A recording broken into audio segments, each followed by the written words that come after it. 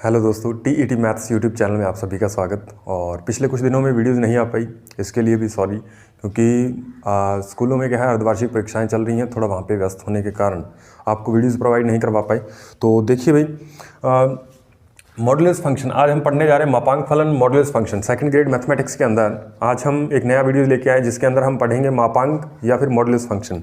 तो modulus function क्या होता है, ये कैसे अप्लाई होता है, तो सबसे पहले आपको पता होना चाहिए कि इसकी नोटेशन क्या है। इसको हम fx बराबर ये हमारे पास मॉड x, इसको हम पढ़ने का तरीका क्या रहेगा, मॉड x, ठीक है।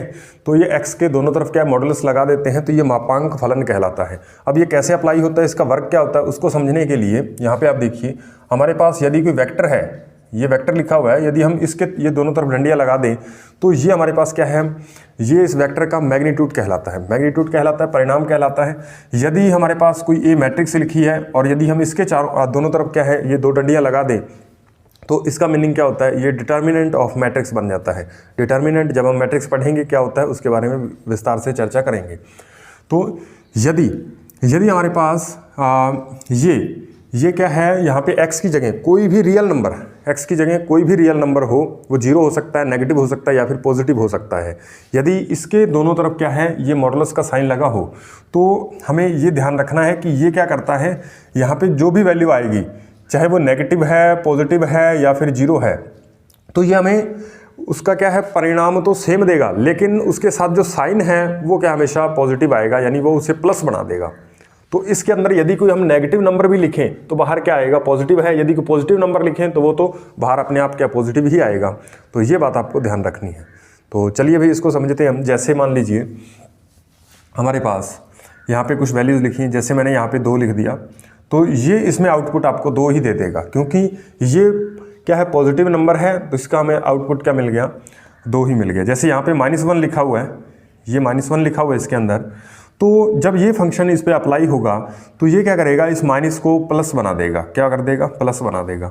और ये प्लस बनाने का तरीका क्या रहता है, जैसे ये -1 है, यदि यहाँ पे कोई नेगेटिव नंबर है, 0 से छोटा नंबर आए नेगेटिव नंबर, तो ये क्या करता है, एक माइनस अपनी तरफ से दे देता है और ये माइनस और ये माइनस मिलके क्या बन जाते हैं, +1 बन जाता है। उम्मीद है कि ये बात आपको समझ में आई होगी। यदि कोई पॉजिटिव नंबर इसके बीच में लिखा हुआ है तो उसका आउटपुट हमें वही नंबर मिल जाएगा, बिल्कुल सेम, ठीक है। यदि कोई नेगेटिव नंबर है तो एक और माइनस लग के इस नंबर को पॉजिटिव बना के बाहर भेजेगा। ये इस फंक्शन का काम होता है। उम्मीद है कि ये बात आपको समझ आ रही होगी। तो नेक्स्ट आप देखिए, यदि यहाँ पे 0 आ गई, मान लीजिए 0 आ गई, तो हमें आउटपुट भी क्या मिल जाएगा, 0 मिल जाएगा, ठीक है। अब हम इसका एक और एग्जाम्पल लेते हैं। जैसे मान लीजिए मैंने एक लिया 1 - √2, ठीक है। तो ये एक हमने ले ली वैल्यू और एक वैल्यू मैंने ले ली √2 - 1, ठीक है। इसके ऊपर दोनों तरफ क्या है, मॉडुलस लगा हुआ है। अब यहाँ पे इसकी वैल्यू क्या आएगी और इसकी वैल्यू क्या आएगी, आप मुझे बताओगे। तो सबसे पहले हमें देखना पड़ेगा कि ये वैल्यू पहले से पॉजिटिव है या नेगेटिव है। पहले हमें उस वैल्यू के बारे में पता होना चाहिए कि ये वैल्यू इसके अंदर जो लिखी जा रही है वैल्यू वो पॉजिटिव है। पॉजिटिव है तो यूं का यूं बाहर आ जाएगी, अगर नेगेटिव है तो एक माइनस हमें अपनी तरफ से लगाना पड़ेगा ताकि वो वैल्यू का बन जाए, पॉजिटिव बन जाए।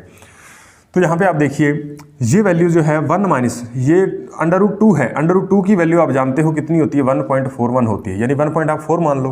तो ये 1 में से 1.4 जब माइनस करेंगे तो हमारे पास कोई ना कोई नेगेटिव नंबर आएगा। क्या आएगा, नेगेटिव नंबर।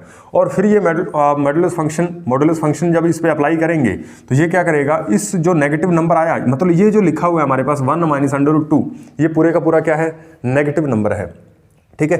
ये एक ऋण संख्या है।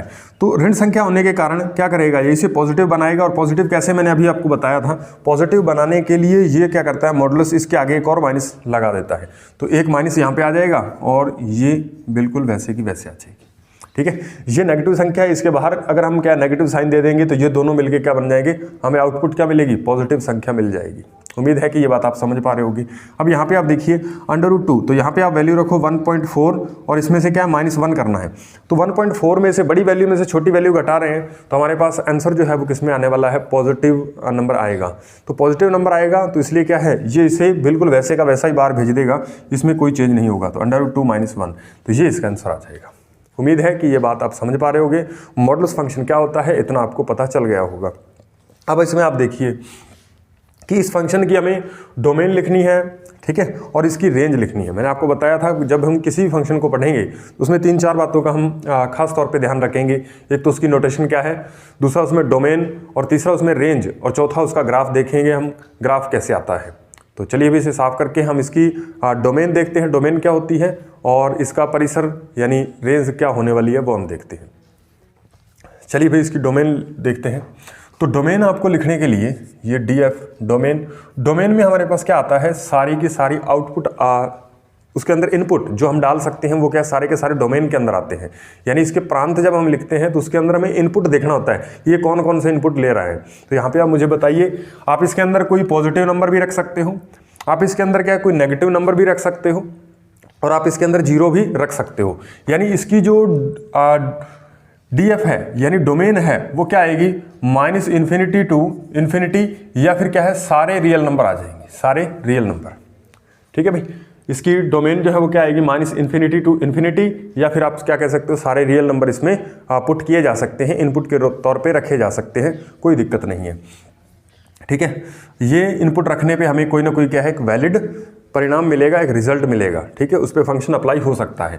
उसके बाद क्या है इसकी रेंज लिखनी होती है। तो मैंने आपको बताया था कि रेंज लिखते वक्त हमें देखना होता है कि उससे हमें कौन कौन से आउटपुट मिल रहे हैं, कौन कौन से आउटपुट मिल रहे हैं। तो आउटपुट में आप देखोगे यदि हम 0 रख रहे हैं तो 0 ही मिल रहा है, यदि कोई नेगेटिव नंबर रखेंगे तो वो उसको पॉजिटिव बना के बाहर भेजेगा। यानी हमारे पास सारे के सारे जो हैं या तो 0 आ सकता है, या फिर 0 और इन्फिनिटी के बीच में कोई पॉजिटिव नंबर आ सकता है। ठीक है भाई, तो इसकी जो रेंज है, परिसर है, वो क्या हो जाएगी, इसके अंदर 0 भी शामिल हो सकता है और 0 से लेके इन्फिनिटी तक। ठीक है भाई, तो ये इसकी क्या है रेंज है, 0 भी इसमें शामिल है और 0 से इन्फिनिटी के बीच कोई भी नंबर आ सकता है। तो ये क्या है इस मॉडुलस फंक्शन की क्या है रेंज है। उम्मीद है कि ये बात आप समझ पा रहे होंगे। उसके बाद आप देखिएगा तो इसके अंदर इस फंक्शन को हम थोड़ा और डिटेल से समझते हैं कि ये फंक्शन है क्या दरअसल। तो इस फंक्शन को मैं इस तरीके से भी लिख सकता हूँ कि ये f(x) हमारे पास क्या एक फंक्शन है, और इसके अंदर आपको क्या है 2 रिजल्ट प्राप्त हो सकते हैं, एक तो x और एक क्या है -x। ठीक है, दरअसल जब मैंने आपको पहले समझाया था कि जैसे यहाँ पे मेरे पास 2 लिखा हुआ है तो ये हमें रिजल्ट क्या दे देगा, 2 ही दे देगा। ठीक है, पॉजिटिव नंबर में तो कोई परिवर्तित नहीं करता। जैसे यहाँ पे आप 0 लिख लीजिए तो हमारे पास रिजल्ट क्या मिल जाएगा, 0 मिल जाएगा। इसका मतलब कि हमें यहाँ पे मॉडुलस फंक्शन जो है ये हमें क्या है, इसको मैं इस तरीके से भी लिख सकता हूँ, लिखने का तरीका थोड़ा चेंज कर दिया। तो ये क्या है f(x) बराबर, इसमें क्या है f(x) की जगह x हमें मिलेगा कब, जबकि x जो है वो क्या हो, 0 से बड़ा हो या फिर 0 के बराबर हो, 0 से बड़ा हो या फिर 0 के बराबर हो। तब हमारे पास जो वैल्यू है यानी x जो है यदि पॉजिटिव नंबर है या फिर 0 है तो हमें क्या है आउटपुट में क्या मिलेगा, 0 मिलेगी, या फिर वही पॉजिटिव नंबर मिल जाएगा। यानी यहाँ पे आप जो भी पुट करोगे या तो 0 पुट कर लो या फिर आप कोई भी पॉजिटिव नंबर रखो तो आपको वही पॉजिटिव नंबर क्या आपको वहाँ पे उसके आउटपुट के रूप में मिल जाता है, या फिर आप 0 रखोगे तो 0 मिल रहा है। तो आप देखोगे ये सारे नंबर क्या है, 0 से जितने भी बड़े नंबर है आप उसमें रखोगे इस फंक्शन के अंदर तो आपको क्या है वो ही नंबर प्राप्त हो जाएगा। उम्मीद है कि ये बात आप समझ पा रहे होगे कि यदि x की वैल्यू 0 से बड़ी आ रही है या फिर 0 के बराबर है तो आपको वही रिजल्ट मिल जाएगा जो इसके अंदर हमने x लिखा है। उम्मीद है कि ये बात आप समझ गए होंगे। अब यदि हमारे पास x की जगह कोई नेगेटिव नंबर है, x की जगह कोई नेगेटिव नंबर है, x की जगह यानी 0 से छोटा नंबर यानी नेगेटिव नंबर आ रहा है तो इसका मतलब क्या है, आपको वहाँ पे एक उसको पॉजिटिव बनाना है। जैसे यहाँ पे आप देखिए, जैसे -2 ले लेते हैं अभी, -2। ठीक है भाई, -2 लेके चलते हैं। तो -2 मैंने आपको बताया था कि ये पॉजिटिव कैसे बनेगा, ये 0 से छोटा नंबर है तो इसके एक क्या है अपनी तरफ से ये मॉडुलस जो है ये फंक्शन क्या करता है, इसको पॉजिटिव बना के बाहर भेजता है। पॉजिटिव कैसे बनाता है, इसके आगे एक तो ये खुद नेगेटिव नंबर था, एक ये क्या है अपनी तरफ से उसको माइनस दे देता है, और ये माइनस और माइनस क्या बन जाते हैं, ये कितना बन जाएगा भाई, +2 बन जाएगा। उम्मीद है कि ये बात आप समझ पा रहे होगे। तो ये इसको पॉजिटिव कैसे करता है, इसके आगे एक माइनस लगा करके। अब आप इस वैल्यू को x मानो तो ये आपके पास क्या बन गया, -x बन गया। ठीक है भाई, तो यही बात मैंने आपको बताई यहाँ पे कि इसमें क्या आपको -x मिलेगा कब, जब x जो है वो क्या है 0 से छोटा नंबर आए यानी नेगेटिव नंबर आए, 0 से छोटा नंबर यानी नेगेटिव नंबर। उम्मीद है कि ये बात आप समझ गए होंगे कि कब तो हमें इसके अंदर दो ही हमें वैल्यू मिल सकती हैं, या तो क्या है fx की जगह x हमें मिल सकता है, या फिर क्या मिल सकता है -x मिल सकता है। ठीक है, तो ये इसका परिणाम चेंज नहीं करता, उसमें क्या है जो माइनस और प्लस साइन आ रहे हैं बस उसको ये क्या है ये थोड़ा चेंज कर देता है। जैसे यहाँ पे आप देखोगे अगर पॉजिटिव नंबर है तो आपको पॉजिटिव नंबर ही मिल जाएगा, अगर कोई यहाँ पे नेगेटिव नंबर है तो इस नेगेटिव को पॉजिटिव करेगा, और कैसे करेगा, एक माइनस खुद से लगा करके अपनी तरफ से एक माइनस ये उसे दे देता है। यही मॉडुलस फंक्शन का काम होता है कि ये क्या है बाहर जो आउटपुट के रूप में हमें जो भी नंबर देगा वो हमेशा क्या आने वाला है, पॉजिटिव नंबर आने वाला है। इतनी बात आप ध्यान रखोगे। ठीक है भाई, तो चलिए भी इसे साफ करके हम देखते हैं कि इसका ग्राफ कैसे आएगा। हमने इतना सीख लिया कि ये मॉडुलस फंक्शन जो है वो क्या होता है, कैसे अप्लाई होता है। अब इसका हम ग्राफ देखते हैं। चलिए भाई देखते हैं तो इसका ग्राफ जो है मॉडुलस फंक्शन का कैसे आता है।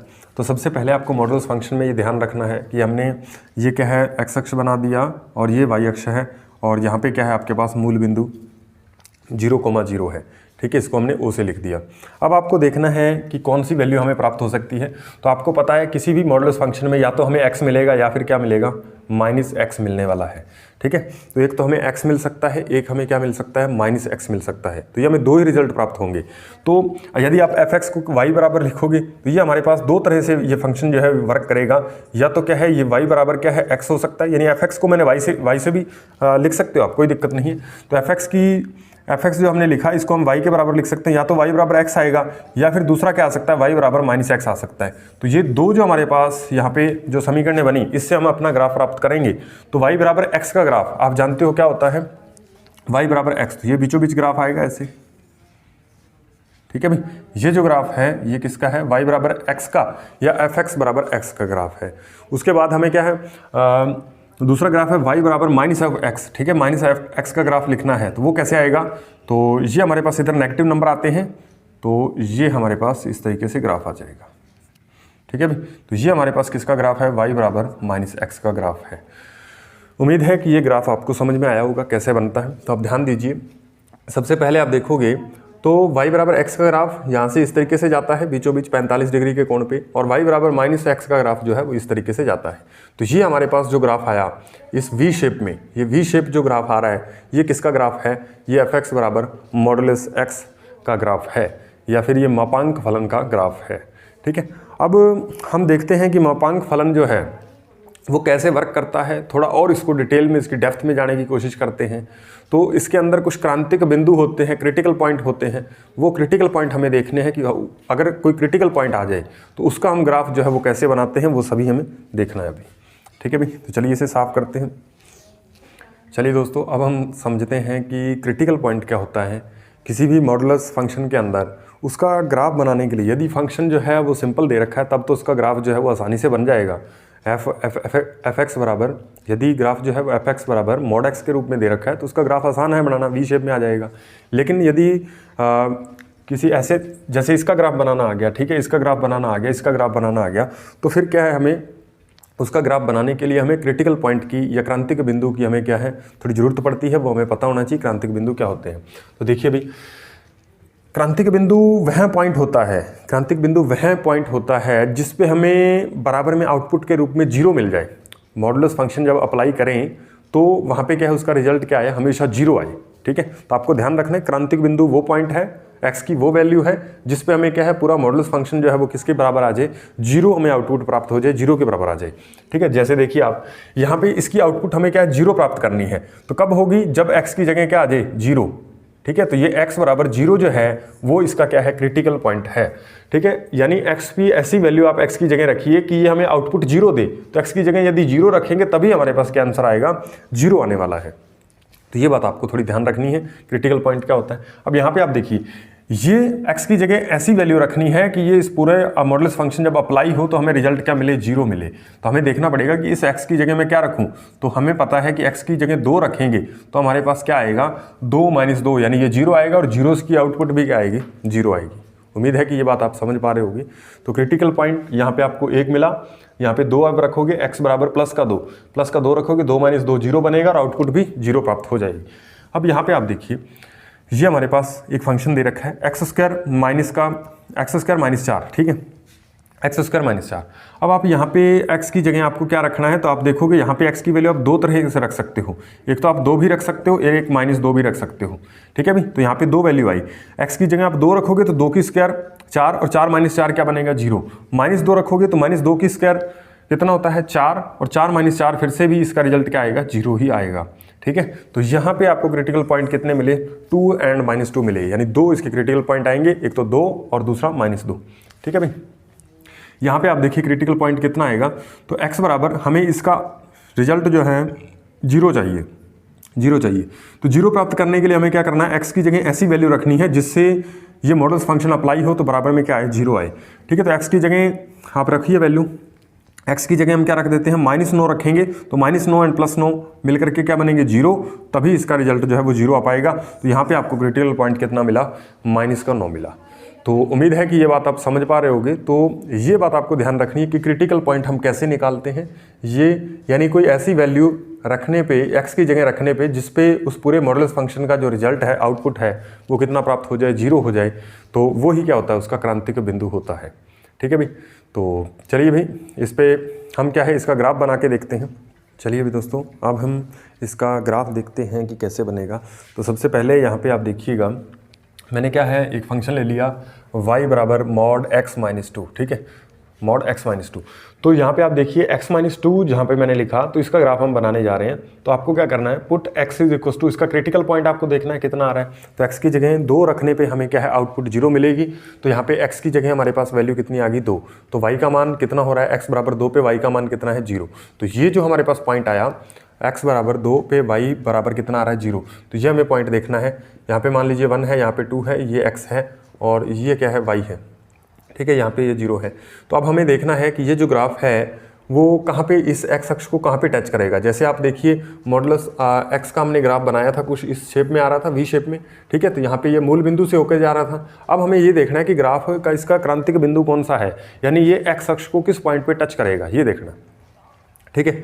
तो आपको x की वैल्यू आपको 2 रखोगे 2,0, यानी ये यहाँ पे हमारे पास जो पॉइंट आया वो कितना है 2,0। तो 2,0 यहाँ पे ये पॉइंट आएगा, ये 2,0 है, ठीक है। यानी ये जो ग्राफ है ये इसका ग्राफ जो है वो कैसे आएगा 2,0 आएगा, ठीक है। मतलब यहाँ पे ये जो ग्राफ है वो यहाँ पे टच करेगा, ठीक है। तो ये ग्राफ जो है वो कुछ इस शेप में आ जाएगा यहाँ से और कुछ इस शेप में, ठीक है भाई, बनेगा उसी वी शेप में ही, लेकिन अब ये टच यहाँ पे करेगा। पहले ये 0 पे कर रहा था, अब यहाँ पे, ठीक है। उम्मीद है कि ये बात आपको समझ में आई होगी कि इसका हम ग्राफ जो है वो कैसे बनाते हैं। सबसे पहले हमें किसी भी फंक्शन का क्रिटिकल पॉइंट दिखना होता है और उस पर हमें एक क्या है बिंदु मिल जाता है और उसी बिंदु से हम क्या है ग्राफ ड्रॉ कर देते हैं, ठीक है। आपके लिए होमवर्क है, आप एक ग्राफ x - 4 का बना लोगे, ठीक है, x - 8 का ग्राफ बनाओगे। तो आपको क्या है आप बताइएगा इसका ग्राफ जो है वो किस शेप में बनता है, कैसे बन रहा है, ठीक है। आप x + 2 का भी ग्राफ बना सकते हो, बस आपको क्रिटिकल पॉइंट बस याद रखना है, ये ग्राफ इस तरफ शिफ्ट हो जाएगा, ठीक है। क्योंकि यहाँ पे क्या आएगा -2 आएगा, -2 पे इसकी वैल्यू 0 हो रही है, तो ये यहाँ पे पॉइंट आया, ये इधर आ जाएगा, यहाँ पे 1 और यहाँ पे 2, ठीक है। तो ये -2,0 पॉइंट यहाँ पे आएगा, तो यहाँ पे ये ग्राफ जो है इस दिशा में यहाँ पे इस तरीके से शिफ्ट हो जाएगा। उम्मीद है कि ये बात आप समझ पा रहे होगी। तो इस तरीके से क्या है हम सिंपल मॉडुलस फंक्शन दे रखा हो, चाहे फिर इस तरीके से आपको कोई फंक्शन दे दे x - 4, x - 8, x + 2, ठीक है, तो हम उनका ग्राफ जो है वो आसानी से बना सकते हैं। उम्मीद है कि ये बात आपको समझ में आई होगी। चलिए अब हम इसका एक क्वेश्चन देखते हैं कि क्वेश्चन किस तरीके से पूछा जा सकता है। चलिए भाई अब हमें mod x पे एक क्वेश्चन देखते हैं, क्वेश्चन किस तरीके से आएगा और हमें कैसे करना होगा। तो सबसे पहले आपको देखना है कि हमें क्वेश्चन दे रखा है x का वह मान ज्ञात करो जिसके लिए mod of x - 2 बराबर कितना दे रखा है 4 दे रखा है, ठीक है। तो ऐसे क्वेश्चनों को करने के लिए आपको देखना है कि हमें रिजल्ट के तौर पे क्या मिल रहा है, 4 मिल रहा है। तो ये कब मिल सकता है, जब x - 2 बराबर 4 हो, यानी इस पूरे ब्रैकेट की वैल्यू यहाँ पे जो mod के अंदर लिखा हुआ है इसकी वैल्यू यदि 4 आए तो यहाँ पे 4 आएगा, तो यहाँ पे भी आपको 4 ही मिल जाएगा, ठीक है। या फिर क्या हो सकता है, मैंने आपको 2 वैल्यू बताई थी कि fx जो है हमारे पास fx बराबर जो है इसकी 2 वैल्यू आती है, एक तो x आती है और एक -x आती है।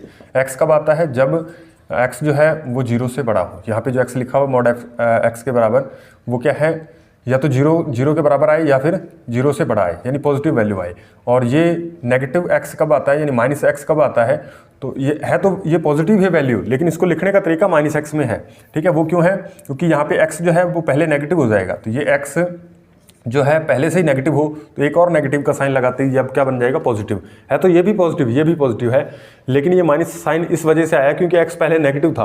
अब नेगेटिव के आगे एक और नेगेटिव साइन लगा देंगे तो क्या बन जाएगा, पॉजिटिव बन जाएगा।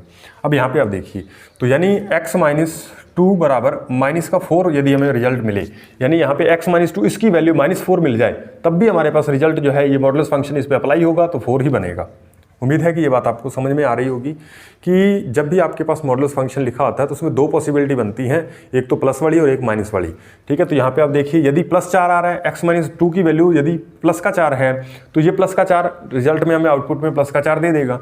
यदि x - 2 है और इसके रिजल्ट में हमें x - 2 जो है ये किसके बराबर आ रहा है, -4 के बराबर आ रहा है, तब भी हमें क्या है जो वैल्यू मिलेगी वो कितनी मिल जाएगी, ये फंक्शन अप्लाई करने के बाद, मॉडुलस लगाने के बाद ये 4 ही हमें मिलेगा।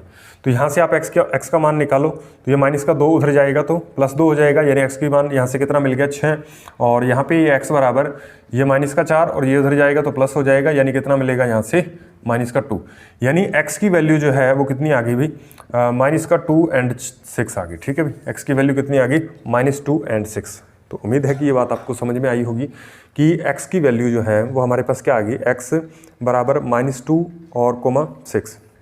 ठीक है, तो ये दो वैल्यू आती हैं x की। तो इस तरीके से क्वेश्चन हमारे पेपर में बन सकता है कि आपको एक फंक्शन दे देगा, उसमें आपसे पूछेगा कि यहाँ पे x का कौन कौन से मान जो है वो संभव हो सकते हैं, वो आपको बताने हैं, x के कितने मान संभव हैं वो आपको बताने हैं। ठीक है, तो उम्मीद है कि ये वीडियोज़ आपके लिए बेनिफिशियल रहेगी, और यदि आप हमारे यूट्यूब चैनल पर नए हैं तो हमारे चैनल को सब्सक्राइब कर लीजिए, साथ में बेल आइकन को भी प्रेस कर दीजिए ताकि नए आने वाले जो वीडियोज़ हैं उसका नोटिफिकेशन आप तक पहुँच पाए। तो चलिए अभी नेक्स्ट वीडियो में मिलते हैं, जिसके अंदर हम क्या है कुछ और फंक्शन पढ़ेंगे, और बस अब एक ही वीडियोज़ का और है फंक्शन। ठीक है, और उसके अंदर हम टोटल जितने भी फंक्शन बचे हैं सब तरीके के हम फंक्शन देख लेंगे जो हमारे पेपर में इंपॉर्टेंट है। बस ये फंक्शन थोड़े बड़े थे, इनको समझाना थोड़ा अलग अलग करके हमने समझा दिया बढ़िया ढंग से। ठीक है, तो उसके बाद जो फंक्शन आएंगे वो क्या है एक ही वीडियोज़ में आपको प्रोवाइड करवा देंगे, 1 घंटे की वीडियो लगभग बनेगी, तो वो सिर्फ उनमें 10-10 मिनट का पढ़ना है। तो यहाँ पे अब इसके जो बाकी के क्वेश्चन हैं, बाकी के क्वेश्चन इस पर किस किस तरीके से बन सकते हैं वो हम इस पूरा रिलेशन एंड फंक्शन जो है टॉपिक जब ख़त्म हो जाएगा, ठीक है, जब हम इसके ऊपर पूरा पढ़ चुके होंगे तब हम इसके क्वेश्चन देखेंगे, इन क्वेश्चनों को कैसे करते हैं वो सारी चीज़ें हम सीखेंगे। तो मिलते हैं नेक्स्ट वीडियो में, तब तक के लिए धन्यवाद।